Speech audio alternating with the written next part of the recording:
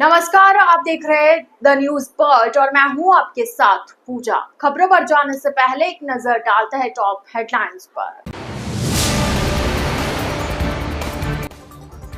ऊर्जा मंत्री नागर का दावा, राजस्थान में नहीं हो रही लोड शेडिंग, जल्द मिलेगी 150 यूनिट फ्री बिजली।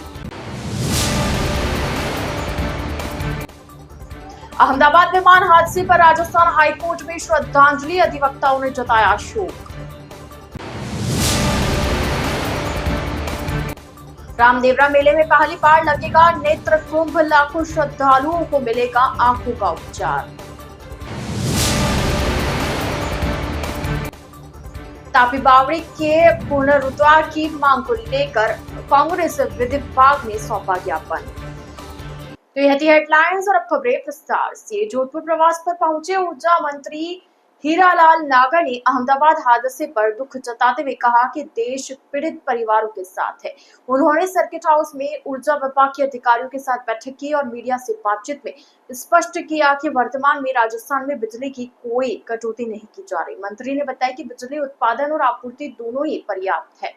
पिछले 1.5 साल में संयंत्रों की क्षमता बढ़ाई गई है और नए सोलर प्लांट भी लगाए गए हैं। उन्होंने बताया कि जीएसएस ओवरलोड होने के कारण स्थानीय स्तर पर अस्थायी कटौती की जा सकती है, लेकिन राज्य में लोड शेडिंग नहीं हो रही है। उन्होंने पूर्ववर्ती सरकार को जीएसएस निर्माण में पिछड़ने का जिम्मेदार ठहराया और कहा कि वर्तमान सरकार आगामी 2 वर्षों में 200 नए प्रसारण जीएसएस बना रही है। इसके अलावा 2030 तक की ऊर्जा आवश्यकता का आकलन कर सौर ऊर्जा पर भी बड़े पैमाने पर काम किया जा रहा है। उन्होंने ये घोषणा की कि आने वाले समय में 150 यूनिट फ्री बिजली देने के लिए सोलर आधारित योजनाएं लागू की जाएंगी। देखिए, बहुत ही बड़ा और दुखद हादसा है। इससे पूरा देश स्तब्ध है और उन परिवारों के साथ हम खड़े हुए हैं जो लोग इसमें हादसे का शिकार हुए हैं। हमारे देश के भी थे, विदेशी मेहमान भी थे और उन सभी के साथ हम पूरी संवेदना के साथ उन परिवारों के साथ हैं। ऐसी दुखद घटना शायद बहुत कम देखने को मिलती है। इस पर पूरा देश, पूरी सरकार हम स्तब्ध हैं और उनके साथ हैं, परिवारों के साथ हैं।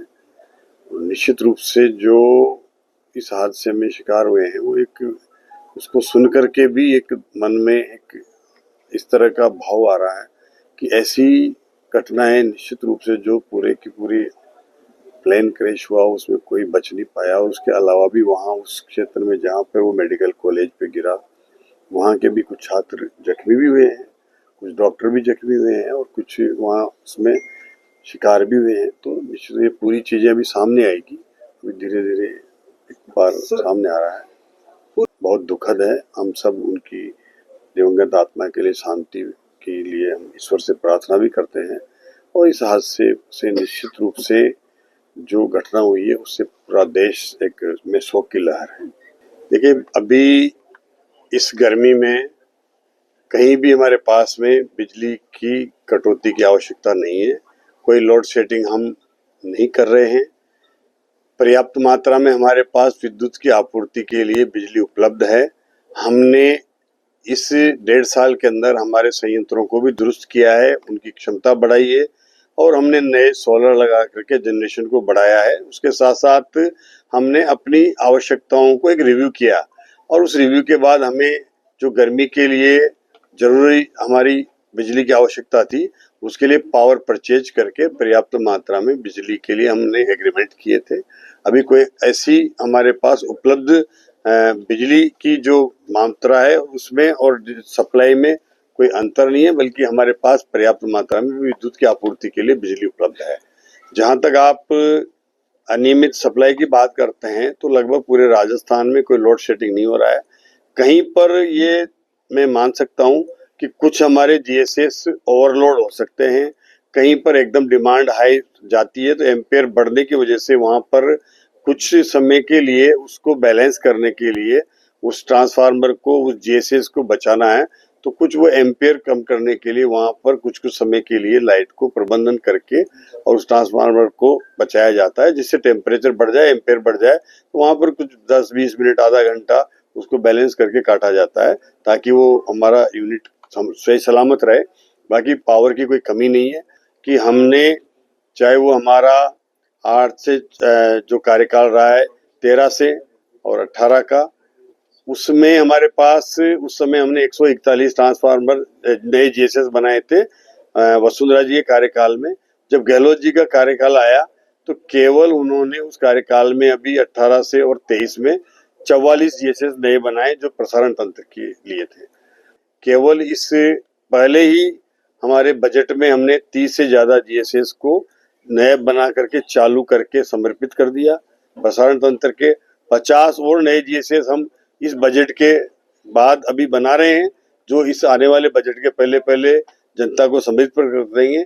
तो लगभग 80 जीएसएस हम 2 साल में बनाएंगे और उन्होंने 5 साल में 44 बनाए, तो उनसे दुगनी क्षमता से हम 5 साल में वो जितने बना रहे हैं उतने तो हम 1 साल में बना रहे हैं। 5 गुनी क्षमता से हम काम कर रहे हैं, जिस वजह से ये समस्या आने वाले समय में हम इस कार्यकाल में लगभग 200 प्रसारण तंत्र के नए जीएसएस बनाएंगे, लगभग हमारी उससे भी अधिक बनाएंगे, जिसके माध्यम से हम इस आपूर्ति को सुचारू रूप से करेंगे। हमने आने वाले 2030 तक की आंकलन किया है, वहां उस कितनी ऊर्जा का कितनी पावर का रिक्वायरमेंट होगा उसका आंकलन किया है। उसी हिसाब से हम नए जनरेशन के हमारे प्लांट की प्लानिंग कर रहे हैं, उसी हिसाब से हम हमारे नए जीएसएसओ की प्लानिंग कर रहे हैं। और वो मल्टी स्टोरीज हैं जहाँ पे हमारे फ्लैट्स हैं, उनके छत नहीं है, उनको ये हमने योजना में डाल दिया है। हमारी जो एकीकृत विद्युत नीति थी उसमें घोषणा की है, उसमें उनके लिए अलग से वो सोलर कहीं लगा सकते हैं और वहां से जितना जितना उनके क्षमता का लगाएंगे उस सोलर से उनके उतना ही यूनिट उनके माइनस हो करके और आएगा। इसके लिए योजना बन गई है, घोषित भी हो गई है, वो चाहे तो अलग से लगा सकते हैं। तो सोलर लगाएगा जो योजना में 100 यूनिट में है उसको तो हम 150 यूनिट देंगे, जो उसके अलावा योजना में नहीं है वो भी सोलर लगाता है तो उसको 15 पैसे अलग से इंसेंटिव दे रहे हैं हम, जो उसकी डिस्कॉम में बिजली जाएगी उससे 15 पैसे अलग से एक्स्ट्रा उसको मिलेंगे। जिला पुलिस जोधपुर पश्चिम द्वारा विशेष अभियान के तहत एरिया डोमिनेशन ऑपरेशन चलाया गया, जिसमें सक्रिय अपराधियों के विरुद्ध सघन धरपकड़ की कार्रवाई की गई। पुलिस उपायुक्त जोधपुर पश्चिम राष्ट्रीय राज के देखरेख में इस ऑपरेशन को अंजाम दिया गया। अभियान के तहत 2 अतिरिक्त पुलिस उपायुक्त, 3 सहायक पुलिस आयुक्त और 23 निरीक्षक उप निरीक्षक स्तर के अधिकारियों सहित कुल 28 टीमों का गठन किया गया। इन टीमों में लगभग 300 पुलिसकर्मी शामिल रहे। अभियान के दौरान जावर की 22, विवेक विहार की 4 तथा कुड़ी की 2 ग्राम पंचायतों में दबिश दी गई। इस दौरान कुल 6 प्रकरण दर्ज किए गए, जिनमें से 5 प्रकरण एनडीपीएस एक्ट के तहत है। इन मामलों में पुलिस ने 22 किलो 600 ग्राम अवैध डोडा पोस्ट और 100 ग्राम अफीम का दूध बरामद कर 5 आरोपियों को गिरफ्तार किया। एक डंपर और एस्कॉर्टिंग में प्रयुक्त एक स्विफ्ट कार को जब्त किया। इस अभियान में 5 स्थायी वारंटियों और 4 गिरफ्तारी वारंटियों को पकड़ा गया और 17 व्यक्तियों के विरुद्ध कार्रवाई हुई। 13 संदिग्धों को पूछताछ के लिए डिटेन किया गया। एसओजी के चर्चित मामलों में जेएन और सीएचओ भर्ती घोटाले में वांछित आरोपी हनुमान पटेल निवासी मोगड़ा कल्ला थाना विवेक विहार को भी गिरफ्तार कर लिया गया। एमवी एक्ट के अंतर्गत 18 वाहनों को डिटेन किया गया एवं 10 वाहनों के चालान काटे गए। पुलिस का यह सघन एरिया डोमिनेशन ऑपरेशन अपराध नियंत्रण की दिशा में एक बड़ी कार्रवाई मानी जा रहा है। जोधपुर रेंज की स्पेशल साइक्लोनर टीम ने एक बड़ी सफलता हासिल करते हुए 25,000 रुपए के इनामी हत्यारे को गिरफ्तार कर लिया है।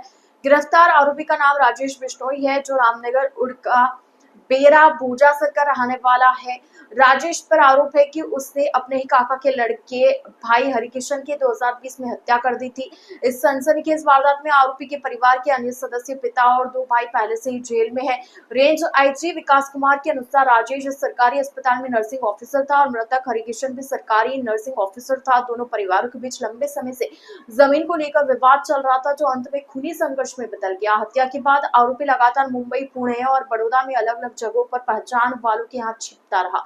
उसने पुलिस से बचने के लिए परिवार से भी कोई संपर्क नहीं रखा, लेकिन आखिरकार एक छोटी सी चूक ने आरोपी को पकड़े जाने तक पहुंचा दिया। राजेश ने अपनी बेटी का दाखिला करवाने के लिए जोधपुर आने की बात एक दोस्त से साझा की और यही सुराग साइक्लोनर टीम तक पहुंच गया। टीम ने जब जांच की तो पता चला कि आरोपी की पत्नी जोधपुर में ही किराए के मकान में बच्चों के साथ रह रही है। टीम ने उस जगह पर नजर रखनी शुरू की और बुधवार देर रात जैसे ही राजेश अपने खास दोस्त से मिलने के लिए बुलेट पर निकला, टीम ने उसे दबोच लिया।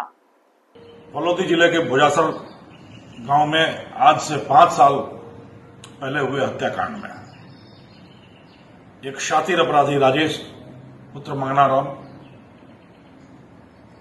5 मई 2020 को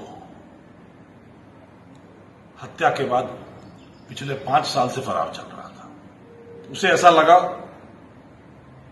कि कानून के हाथ इतने लंबे नहीं हो सकते तो जो उस तक पहुंच सके, और अब शायद 5 साल गुजर गए तो किसी को यह चिंता नहीं होगी कि वह पकड़ा जाएगा। पर साइक्लोनर सेल की शातिर सतर्क आंखों से उसका बचना नामुमकिन था, और आखिर 5 साल से फरार 25,000 रुपए के इनामी अपराधी राजेश पुत्र मंगनाराम को ऑपरेशन दुष्कृत चलाकर कल शाम जोधपुर शहर से ही उसके ठिकाने से गिरफ्तार करने में सेक्टर टीम को सफलता मिली। जोधपुर के मथुरा दास माथुर अस्पताल में प्री सेक्रल श्वामोमा जैसे अत्यंत दुर्लभ ट्यूमर की सफल सर्जरी की गई। यह सर्जरी वरिष्ठ सर्जन डॉक्टर दिनेश दत्त शर्मा और उनकी टीम ने मिलकर की। 39 वर्षीय महिला मरीज की पीठ और पेट में दर्द की शिकायत के बाद जांच में यह गांठ मिली, जो शरीर की नसों की बाहरी झिल्ली से उत्पन्न हुई थी और मुख्य रक्त वाहिकाओं से चिपकी हुई थी। ऑपरेशन बेहद जटिल था, लेकिन सभी महत्वपूर्ण अंगों को सुरक्षित रखते हुए सफलतापूर्वक किया गया। मरीज अब पूरी तरह से स्वस्थ है। अस्पताल प्रशासन और एसएन मेडिकल कॉलेज के प्राचार्य ने टीम को बधाई दी। डॉक्टर सर्वपल्ली राधाकृष्णन राजस्थान आयुर्वेद विश्वविद्यालय में कंटिन्यूअस कैपेसिटी बिल्डिंग प्रोग्राम 2025 का आयोजन किया जा रहा है। इस कार्यक्रम के अंतर्गत आयुर्वेद शिक्षण एवं अनुसंधान संस्थान जामनगर गुजरात के पूर्व कुलपति प्रोफेसर अनूप कुमार ठक्कर ने स्ट्रेस मैनेजमेंट विषय पर व्याख्यान प्रस्तुत किया। व्याख्यान में डॉक्टर अनूप कुमार ठाकर ने बताया कि वर्तमान समय में तनाव एक वैश्विक समस्या बन चुकी है। मानसिक तनाव के कारण अनेक प्रकार के शारीरिक, मानसिक व सामाजिक विकार उत्पन्न हो रहे हैं। उन्होंने पंचकर्म एवं आयुर्वेदिक जीवन शैली के माध्यम से तनाव प्रबंधन के सरल और प्रभावी उपायों पर विस्तार से प्रकाश डाला। डॉक्टर ठक्कर ने विद्यार्थियों एवं शिक्षकों को तनाव रहित जीवन जीने के लिए नियमित योग, प्राणायाम, ध्यान, आहार संतुलन तथा सकारात्मक सोच को अपनाने की सलाह दी। इस अवसर पर कार्यक्रम की अध्यक्षता विश्वविद्यालय के कुलगुरु प्रोफेसर प्रदीप कुमार प्रजापति ने की। उन्होंने कहा कि आज के परिप्रेक्ष्य में तनाव प्रबंधन का महत्व और भी अधिक बढ़ गया है। इस प्रकार के व्याख्यानों से हमारे शिक्षकों एवं विद्यार्थियों को न केवल ज्ञान मिलता है, बल्कि वे अपने व्यक्तिगत जीवन में भी इसका लाभ उठा सकते हैं। श्रीलंका आर्मी के commander lieutenant general BKGML Rodrigo 12 और 13 जून को 2 दिवसीय आधिकारिक यात्रा पर सप्तशक्ति कमान जयपुर पहुंचे। इस अवसर पर उनका गर्मजोशी से स्वागत दक्षिण पश्चिम कमान के army commander lieutenant general Manjinder Singh ने किया।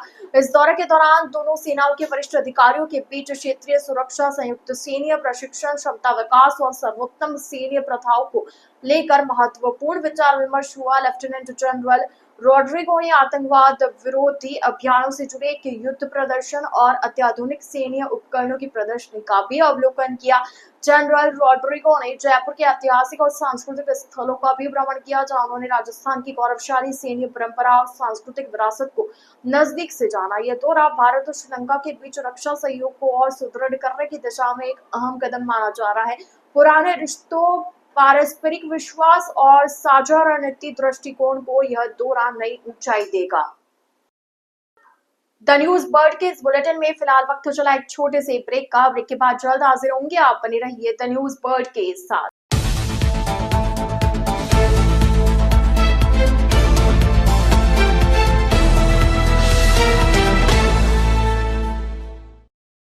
ब्रेक के बाद आपका स्वागत है। दिव्यांगजनों के लिए काम करने वाली संस्था सक्षम की ओर से सामाजिक संगठनों के साथ मिलकर लोक देवता बाबा रामदेव मेले को लेकर पहली बार नेत्र कुंभ का आयोजन किया जा रहा है। इसके तहत 1 अगस्त से 2 सितंबर तक रामदेवरा मेले में आने वाले लाखों श्रद्धालुओं के लिए नेत्र स्वास्थ्य जांच शिविर का आयोजन किया जाएगा, जिसमें निःशुल्क नेत्र जांच, दवा, चश्मा वितरण एवं सर्जरी की व्यवस्था की जाएगी। सक्षम के राष्ट्रीय संगठन मंत्री चंद्रशेखर ने बताया कि नेत्र कुंभ में रामदेवरा आने वाले 1.25 लाख से अधिक लोगों की आंख जांच, 1 लाख लोगों को निःशुल्क चश्मा व दवाई वितरण और लगभग 11,000 लोगों को मोतियाबिंद का ऑपरेशन करने का लक्ष्य रखा गया। आयोजन समिति के उपाध्यक्ष निर्मल गहलोत ने बताया कि इस महाशिविर में सक्षम के साथ राज्य सरकार और अन्य सेवा संस्थाएं, बाबा रामदेव सेवा समिति रामदेवरा, सीमा जन कल्याण समिति, नेशनल मेडिकोज ऑर्गेनाइजेशन, जन सेवा समिति जैसलमेर, अखिल भारतीय विद्यार्थी परिषद, विद्या भारती, विश्व हिंदू परिषद, सेवा भारती, भारत विकास परिषद, राजस्थान शिक्षक संघ इत्यादि संगठन भी सेवा कार्य में लगे हैं। मुख्य चिकित्सा अधिकारी डॉक्टर देवेश जौहरी ने बताया कि राजस्थान के सभी पुराने 6 मेडिकल महाविद्यालय के प्रधानाचार्य और नेत्र विभाग के प्रमुख 21 सीनियर चिकित्सकों की सलाहकार समिति के परामर्श एवं निर्देशन में यह महाशिविर आयोजित किया जा रहा है। माध्यम से सारे देश में सभी प्रांतों में 400 से अधिक जिलों में दिव्यांग सेवा केंद्रों के माध्यम से हम सेवा कार्य कर रहे हैं। पूरे देश में अलग अलग प्रकार की दिव्यांगता वाले भाई बहनों की सेवा का कार्य चल रहा है। उसमें नेत्र संबंधी जो भी दिव्यांगता है उसको एड्रेस करने के लिए, उसको रोकने के लिए पिछले कुछ वर्षों से विशेष योजना बनी और 2019 में प्रयागराज की धरती पर जब अर्धकुंभ का मेला था तब ये लगा कि लाखों की संख्या में सारे देश भर के लोग, हमारे साधु संत, ग्रामीण क्षेत्र के ऐसे आर्थिक दृष्टि से कमजोर वर्ग से लोग कुंभ के मेले में आते हैं, तो वहां पर हम किसी हेल्थ रिलेटेड इश्यू को एड्रेस करें। उसी श्रृंखला में नेत्र जांच और उनको दवा और चश्मा हाथों हाथ हम उपलब्ध करा सकें, ऐसा हम सब ने मिलकर प्रयास किया। आपको जानकर सुखद आश्चर्य होगा कि 2019 के प्रथम आयोजन में 2,02,000 से अधिक लोगों को हमने आई स्क्रीनिंग किया और 1,55,000 लोगों को हमने निःशुल्क दवा और चश्मा हाथों हाथ वहां पर उपलब्ध करवाया। वो पैदल, साइकिल लेकर के, मोटरसाइकिल पर ऐसे वहां पर समाधि स्थल के दर्शन करने के लिए आते हैं। वास्तव में भादवे के महीने में वो मेला चलता है, लेकिन श्रावण मास के शुक्ल पक्ष में अच्छी संख्या में मेले की शुरुआत हो जाती है। इन्हीं सब बातों को ध्यान में लेकर के राज्य सरकार के साथ भी संपर्क किया गया, तो पूरे नेत्र कुंभ के स्ट्रक्चर, बिजली, पानी, सब में राज्य सरकार का अच्छा एक सपोर्ट हमको मिलने वाला है। बाकी चश्मा है, मैन पावर है, भोजन है, अन्य सारी व्यवस्थाएं हम समाज के सहयोग से करने वाले हैं। वहाँ इस सारे नेत्र कुंभ यानी जो हम आई स्क्रीनिंग कैंप करते हैं उसका नाम रखा गया लोक देवता बाबा रामदेव नेत्र कुंभ 2025 रामदेवरा। इस नाम से हम करेंगे और जो अवधि उसकी हमने तय की है तो 1 अगस्त से शुरुआत करेंगे और 2 सितंबर तक यानी 33 दिन तक ये मेला चलेगा। आप सब लोगों को भी ध्यान में होगा कि बाबा रामदेव जी ने 33 वर्ष की अवस्था में ही वहां पर जीवित समाधि ली थी और उसी समाधि स्थल पर वो मेला लगता है। तो उनकी स्मृति में और सीमावर्ती अपना जैसलमेर जिला है, तो बॉर्डर की जो अपनी जनता है उनकी सेवा का अवसर हमको मिले और जो उस मेले में जरूरतमंद लोग आते हैं उन सबको आंखों की उचित चिकित्सा व्यवस्था हम दे पाए। ऐसे सब लक्ष्य को लेकर के हमने ये मेले का आयोजन किया है और वो जो लक्ष्य हमने सामने रखा है तो हमारा जो पूरा 6 एकड़ जमीन पर स्ट्रक्चर रहेगा नेत्र कुंभ का, एक 7 जर्मन हैंगर 30 बाई 60 मीटर के वहां पर लगेंगे और एक 400 कार्यकर्ता उस सारे नेत्र कुंभ को संचालित करने में भी उनका योगदान होगा। तो सारे राजस्थान के प्रमुख हमारे बहुत सारे संगठन भी उसमें शामिल हैं, सभी मिलकर के उस आयोजन को हम करने वाले हैं। राजस्थान सरकार द्वारा राज्य अतिथि दर्जा प्राप्त गच्छाधिपति आचार्य विजय नित्यानंद सुरेश्वर महाराज को भारत सरकार द्वारा पद्मश्री सम्मान से सम्मानित करने के बाद प्रथम बार जोधपुर में आगमन हो रहा है। इसके साथ ही संक्रांति महोत्सव का आयोजन भी किया जा रहा है। समस्त जैन समाज की एकता के प्रतीक के रूप में भवन का निर्माण का बीड़ा उठाने वाले मारवाड़ जैन श्री संघ ट्रस्ट का भी शुभारंभ किया जाएगा। ये कार्यक्रम 15 जून को मारवाड़ इंटरनेशनल ऑडिटोरियम में होगा। इस कार्यक्रम में भोले बाबा आचार्य जयानंद सुरेश्वर महाराज, साध्वी सुमंगला महाराज आदि साधु साध्वी भगवंत की निश्रा में रहेंगे। कार्यक्रम संयोजक गौतम सालचा ने बताया कि कार्यक्रम में पंजाब के राज्यपाल गुलाब चंद कटारिया, नाकोड़ा तीर्थ अध्यक्ष रमेश कुमार मुथा, राजस्थान हॉस्पिटल के chairman Prithviraj Kankaria, motivational speaker Shantilal Golecha की उपस्थिति रहेगी। साथ ही मारवाड़ जैन श्री संघ से जुड़े ट्रस्टी भी उपस्थित रहेंगे एवं संपूर्ण कार्यक्रम की अध्यक्षता शहर विधायक अतुल बंसाली करेंगे। मीडिया प्रभारी ने बताया कि गुलाबनगर जैन मंदिर के पास भूमि पर 50 रूम, 2 बैंक्वेट हॉल, भोजनशाला, कॉन्फ्रेंस हॉल सहित आधुनिक सुविधाओं से युक्त भवन का निर्माण होगा, जिससे भविष्य में पूरे जोधपुर जैन समाज को इस भवन से लाभ मिलेगा और बड़े बड़े आचार्य गुरु भगवंतों के चातुर्मास आसानी से यहाँ हो सकेंगे। उसका मैं अध्यक्ष हूँ। मेरे पास में महावीर जी काष्टिया विराजे हैं, वो हमारे ट्रस्ट के उपाध्यक्ष हैं। इसके मेरे राइट हैंड साइड में राजेंद्र जी सालेचा इस ट्रस्ट के महामंत्री है। मेरे पास में विराजे हैं पृथ्वीराज जी गोलेचा, ये हमारे ट्रस्ट के कोषाध्यक्ष हैं। इस ट्रस्ट का हम लोगों ने बैठकर एक रचना की कि जोधपुर में एक ऐसा सुंदर भवन बनाया जाए जो सब बहुउपयोगी भवन हो। उसके लिए जब स्थान की बात आई तो हमने कहा जोधपुर इतना विस्तार है और उसका सेंटर पॉइंट ये क्षेत्र है। इस क्षेत्र के अंदर गुलाबनगर में जो जैन मंदिर है, इसके पास में हमने एक बड़ी जमीन खरीद कर ली है। उसके अंदर हम एक बहुउपयोगी भवन बनाने जा रहे हैं, जिसके अंदर 50 रूम होंगे, 2 बैंकेट हॉल होगा, कॉन्फ्रेंस हॉल होगा, इसके अलावा योगा सेंटर होगा, भोजनशाला होगी। इसके अलावा भी जो जो रिक्वायरमेंट सबके डिसाइड करके हम इसको तय करेंगे। ये भवन एक सुंदर भवन हो और इस भवन के पास में और सुविधाएं भी बहुत है। हमारा जैन मंदिर है, पार्स भवन है, शिव मंदिर है। इसके अलावा साधु साधियों के ठहरने के लिए अलग हमारे पास भवन है और सबसे बड़ा इसके पास में 1 किलोमीटर पर एम्स हॉस्पिटल है।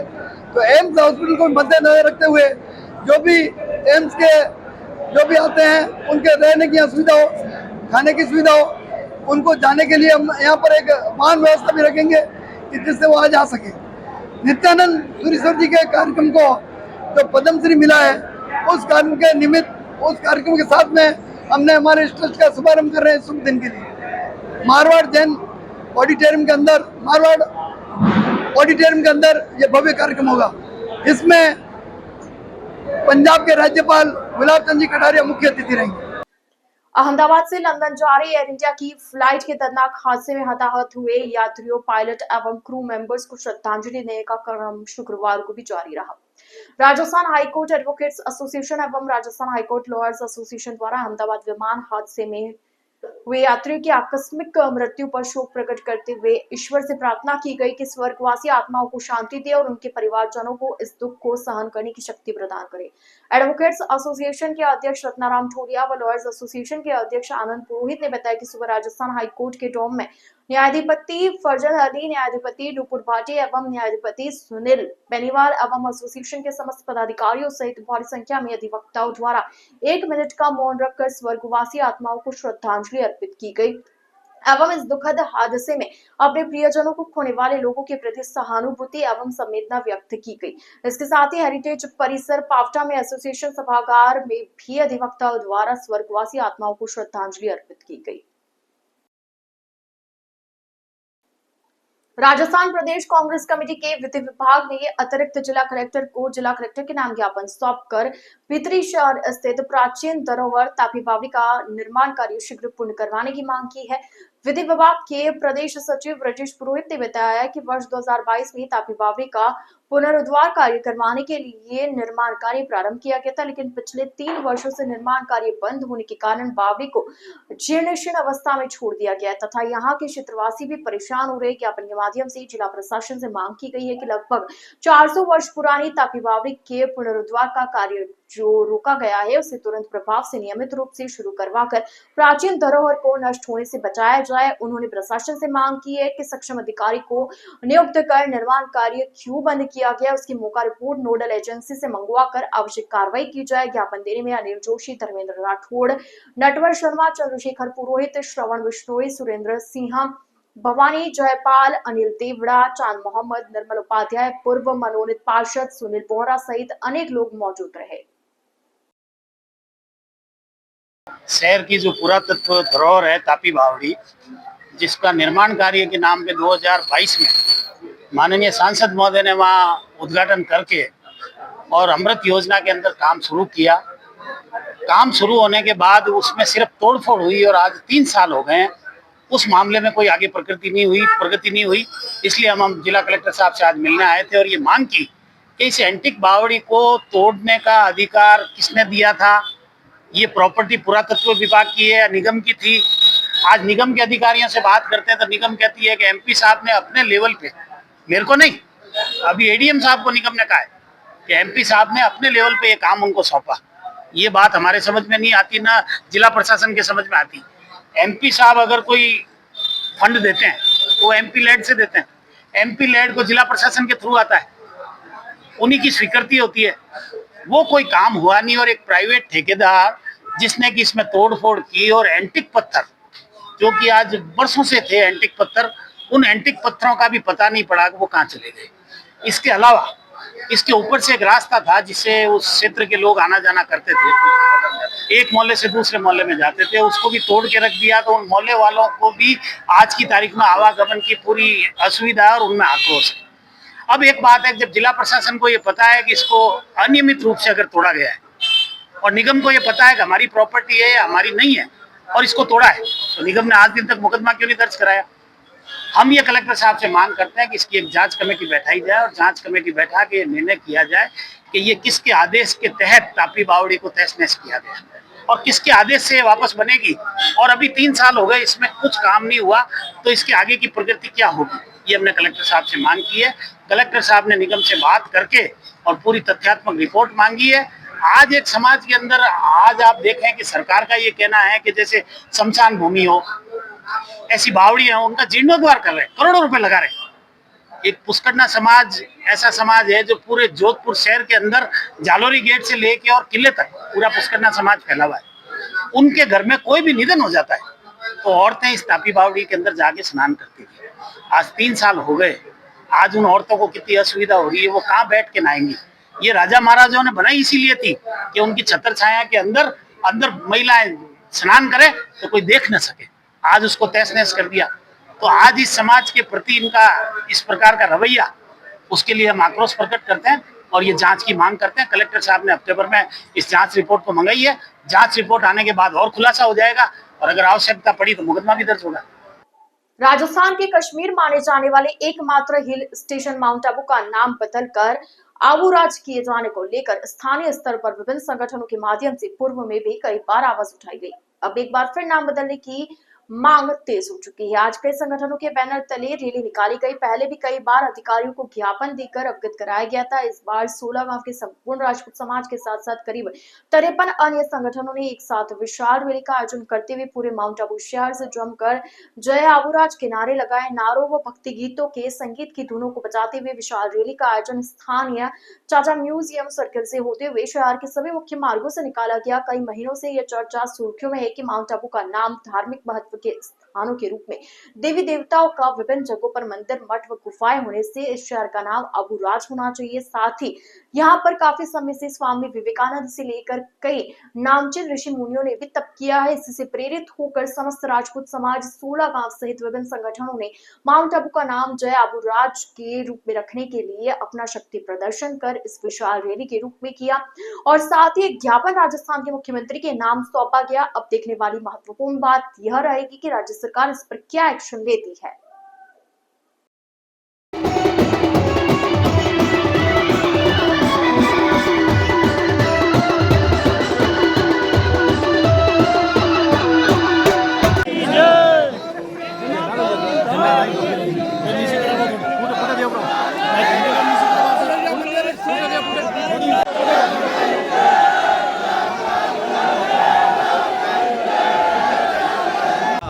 से जुड़ा हुआ विषय है।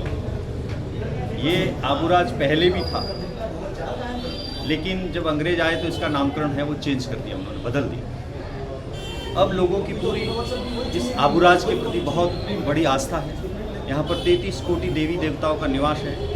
कई ऋषि मुनियों ने यहाँ पर तपस्या की है और आज भी तपस्या कर रहे हैं। कंदराओं में, गुफाओं में, जंगलों के अंदर कई ऋषि मुनि आज भी तपस्या कर रहे हैं। यहाँ पर दत्तात्रेय भगवान का जो गुरु शिखर का मंदिर है विश्व प्रसिद्ध है। इसी प्रकार से जहाँ पर अंगूठे की पूजा होती है, अचलेश्वर महादेव मंदिर कितना प्राचीन और कितना ऐतिहासिक है। इसी प्रकार से वशिष्ठ मुनि आश्रम जहाँ से राजपूतों की उत्पत्ति हुई है हमारी शक्ति कात्यायनी माता, अर्बुदा माता, जो पूरे आबू की एक परम पूजनीय माता जी है और परमार वंश की कुलदेवी है। इसी प्रकार से नीलकंठ महादेव मंदिर, शंकर मठ, अग्नेश्वर महादेव मंदिर, भृगु आश्रम जैसे बहुत सारे ऐसे आध्यात्मिक स्थल हैं और आबूराज होने से एक आध्यात्मिक की झलक आएगी। और यहाँ की जो माउंट आबू की एक छवि बन गई माउंट आबू के नाम से कि यहाँ पर लोग सिर्फ ऐश आराम करने आते हैं, लेकिन यहाँ वास्तव में एक आध्यात्मिक शहर है, ये आध्यात्मिक नगरी है और वापस इसका नाम आबूराज होना चाहिए। इस प्रकार का ये जन समूह ये बताता है कि इसका नाम आबूराज होना ही चाहिए और हमें पूर्ण उम्मीद है कि चंद दिनों के अंदर ही राज्य सरकार हमारी आवाज़ को सुनेगी और इसको जल्द से जल्द आबूराज करने की कृपा कराएंगे। हमारे सीएम भजन लाल शर्मा जी और हमारी उप मुख्यमंत्री दिया कुमारी जी, जो पर्यटन मंत्रालय भी उनके पास में है, अतिशीघ्र हमें खुशखबरी मिलेगी, ऐसी हम अपेक्षा करें। कितनी संस्थाओं का समर्थन है इसमें? लगभग हमें 53 संस्थाओं का लेटर पैड के ऊपर उन्होंने समर्थन स्वीकृति दी है कि 53 जो संगठन आबू के हैं वो पूर्ण रूप से चाहते हैं कि माउंट आबू का नाम बदल करके और आबूराज किया जाए। राजस्थान सरकार के नहर मंत्री सुरेश सिंह रावत व पूर्व नेता प्रतिपक्ष राजेंद्र सिंह राठौड़ कल 14 जून शनिवार को तारानगर दौरे पर रहेंगे, जहां कस्बे के आईजीएमपी विभाग में विशाल सभा होगी। विधानसभा प्रत्याशी एवं भाजपा नेता राकेश जांगड़ ने बताया कि रावत व राठौड़ कस्बे में 300 करोड़ रुपए के विभिन्न नहरी विकास कार्यों का लोकार्पण व शिलान्यास करेंगे। जांगड़ ने कार्यक्रम को लेकर सभा स्थल की व्यवस्थाओं को जायजा लिया एवं क्षेत्रवासियों से कार्यक्रम में अधिक से अधिक पहुंचने की अपील की। जांगड़ ने आगे बताया कि कार्यक्रम में लोकसभा प्रत्याशी देवेंद्र झांझड़िया, जिला अध्यक्ष बसंत शर्मा सहित जिले भर से भाजपा के पदाधिकारी एवं कार्यकर्ता शामिल होंगे।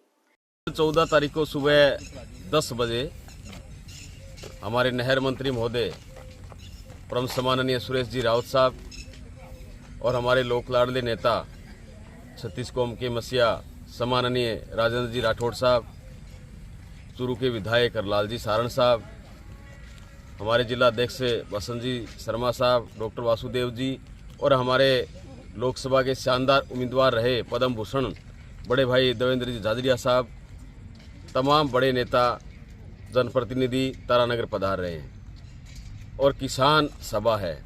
इस किसान सभा के माध्यम से हमारे मंत्री महोदय सम्माननीय रावत साहब और मुख्यमंत्री सम्माननीय भजन लाल जी शर्मा राठौड़ साहब की अनुशंसा पर जो 300 करोड़ रुपए के काम सैंक्शन हुए थे, पूर्ववर्ती सरकार में जो 60 डिग्गियाँ बनी थी उनका लोकार्पण और इस बजट के अंदर 200 करोड़ रुपए दिए थे, उनका शिलान्यास कार्यक्रम रखा गया है।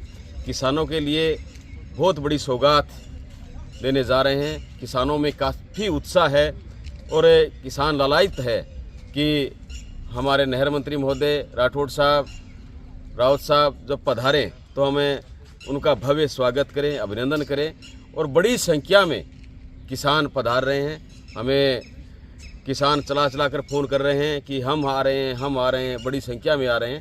तो ये किसान सभा होने जा रही है और किसानों के चेहरे पे एक बड़ी खुशहाली आने वाली है। मैं आप सभी के माध्यम से सभी किसानों को आमंत्रित करता हूं कि आओ हम तारानगर पहुंचे और किसान सभा को सफल बनाएं। द न्यूज़ बर्ड के इस बुलेटिन में फिलहाल के लिए इतना ही। आइए चलते चलते एक बार फिर नजर डालते हैं आज की टॉप हेडलाइंस पर। ऊर्जा मंत्री नागर का दावा, राजस्थान में नहीं हो रही लोड शेडिंग, जल्द मिलेंगे 150 यूनिट फ्री बिजली। अहमदाबाद विमान हादसे पर राजस्थान हाईकोर्ट में श्रद्धांजलि, अधिवक्ताओं ने जताया शोक। रामदेवरा मेले में पहली बार लगेगा नेत्र कुंभ, लाखों श्रद्धालुओं को मिलेगा आंखों का उपचार। तापी बावड़ी के पुनरुद्धार की मांग को लेकर कांग्रेस विभाग ने सौंपा ज्ञापन। तो अब दीजिए इजाजत पूजा को और आप इसी तरह बने रहिए द न्यूज़ बर्ड के साथ। नमस्कार।